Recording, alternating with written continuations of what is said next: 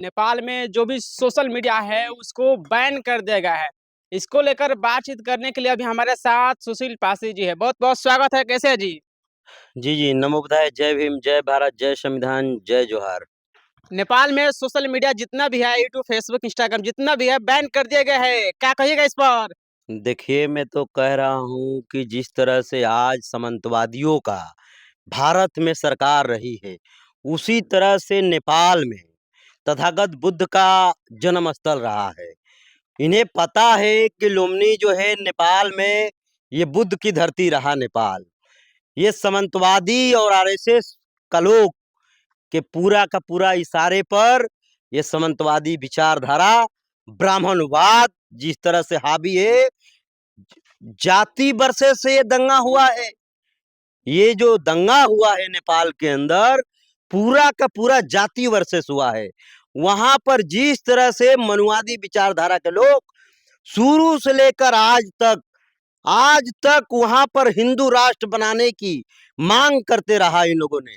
मैं कहता हूं कि नेपाल के जिस तरह से ब्राह्मण वाद जिस तरह से हावी है लोगों पर, मैं पूरा निंदनीय करता हूं।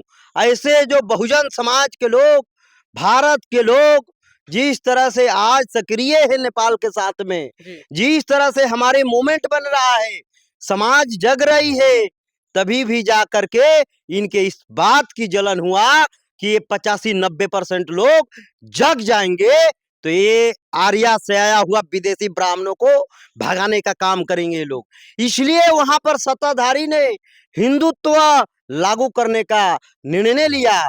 बार बार कहते रहा नेपाल सरकार ने कि हिंदू राष्ट्र है, हिंदू राष्ट्र है। मैं कहता हूं कि 29% वहां पर ब्राह्मणों का और राजपूतों का वहां पर संख्या है। बाकी तो सारे लोग एससी एसटी ओबीसी है, जी। वहां का मूल निवासी है। ये कैसे हिंदू राष्ट्र कह रहा है? इसलिए कह रहा है कि बाबा साहेब अम्बेडकर ने कहे थे कि जो केंद्र में राज्य में जो नेता और मंत्री बनेगा, जो प्रधानमंत्री सीएम बनेगा, वही राजा होगा। इसलिए नेपाल के अंदर इन लोगों ने कब्जा किया विधानसभा और लोकसभा, तब जाकर के इन लोगों ने हिंदू राष्ट्र बनाने का कोशिश और षड्यंत्र किया। ये मनुस्मृति से नेपाल भी चलाना चाहते हैं लोग। ये मनुस्मृति से नेपाल नहीं चलेगा। आज हमारे लोग वहां पढ़े लिख लिए हैं, इसलिए सवाल कर रहे हैं। आज सवाल करना, आज सोशल मीडिया को लेकर के जिस तरह से वहां के सरकार निकम्बी निकम्बी सरकार जिस तरह से सोशल मीडिया को बंद करने की काम किया, वो निकम्बी सरकार को वहां से बदलनी होगी। तो बदलने के लिए आंदोलन जारी हो चुका है और बदल के भागना पड़ा।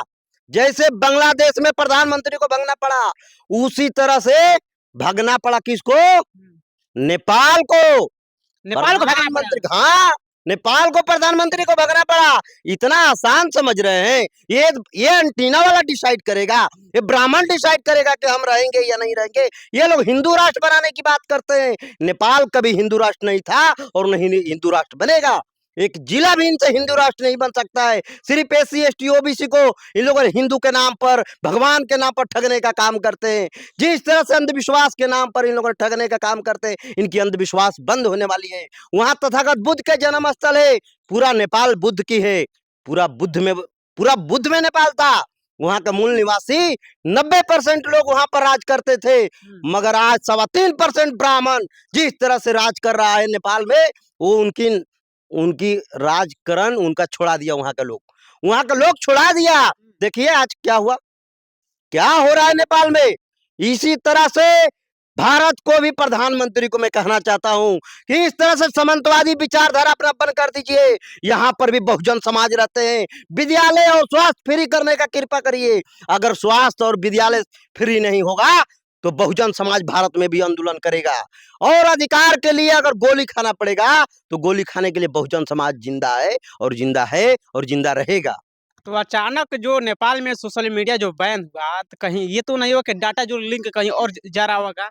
नहीं भाई, हाँ। आज जो है हमारे लोग अपनी बात को तुरंत, कोई भी शोषण होता है, अत्याचार होता है, उनके साथ में जाति होता है, भेदभाव होता है, जी। तो सोशल मीडिया पर छोड़ देते हैं। आज इसलिए उनका बैन करना इसलिए सरकार वहां का बैन किया, क्योंकि 90% लोग जागरूक हो चुके हैं। एससी एसटी ओबीसी वहां का जागरूक हो चुका है, इसलिए सरकार को, ये निकम्मी सरकार को जलन हुआ। इसके जलन होने का कारण एक ही है कि इनका सोशल मीडिया बंद कर दीजिए, इनका अधिकारों से वंचित कर दीजिए। अगर आज के डेट में अगर हमारा कोई भगवान है तो सोशल मीडिया है, सोशल प्लेटफॉर्म है। अगर सोशल प्लेटफॉर्म वो नहीं होता तो सुशील पासी को कोई नहीं जानता, या आपको पवन बाबू कोई नहीं जानता। जी, बात सही है। पत्रकार साहब, अगर आप सोशल मीडिया नहीं होता तो आप पत्रकारिता नहीं करते होते। जी, जी। आज सोशल मीडिया का देन है कि दूसरे को हम लोग जान और पहचान हमारा बनी है।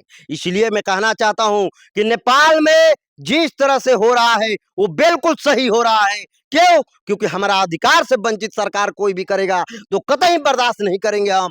भारत सरकार भी अगर हमारे साथ में अत्याचार करेगा तो कतई बर्दाश्त बहुजन समाज नहीं करेगा। आपको कहना चाहता हूं मैं पत्रकार। अगर वहाँ पर चालू नहीं होता तो आगे और क्या होगा? वहां पर बुद्ध का लोमनी, बुद्ध का नेपाल है, वहां पर बुद्ध राष्ट्र घोषित कर दे, यही हम कहेंगे। एससी एसटी ओबीसी को प्रधानमंत्री बना दे, ब्राह्मण क्यों प्रधानमंत्री रहेगा वहां? क्यों रहेगा भाई? मंदिर में धन दौलत लेने के लिए वही रहेगा, सीट पर वही रहेगा, तो हम का खाली देने के लिए रहेंगे, माल देने के लिए रहेंगे, खाली पैसा चढ़ावा चढ़ाएंगे और चुनरी और साड़ी चढ़ाएंगे। हम सिर्फ चढ़ाने के लिए हिंदू हैं और अधिकार के लिए हिंदू नहीं है पत्रकार साहब। सबके लिए है। सबके लिए हिंदू है ना। जब हम हिंदू है तो हमारा हर जगह अधिकार होनी चाहिए, हमारा सारे चीजों में अधिकार होना चाहिए। नेपाल में एससी एसटी को प्रधानमंत्री वहां के लोग बनाए और सामंतवादियों को भगाए वहां से। जी, चलिए बहुत-बहुत धन्यवाद।